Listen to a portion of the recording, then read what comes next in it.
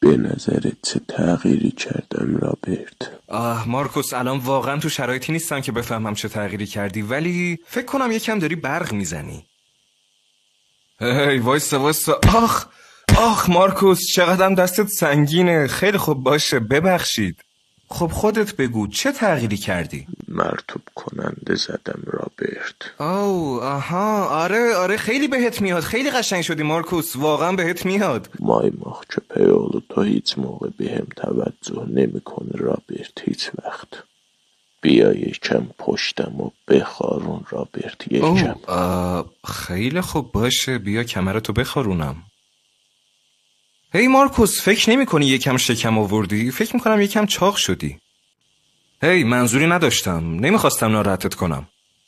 ای بیخ. کجا رفتی مارکوس؟ ازم ناراحتی؟ ناراحت نیستم. مطمئنی؟ رفتار چیز دیگه ایو میگه. هی چی کار داری میکنی؟ میشه منو بذاری زمین؟ من از ارتفاع میترسم رفیق. هی کجا داری منو میبری؟ چی کار داری میکنی؟ نازی. وای داده. Çok eşyasan Robert.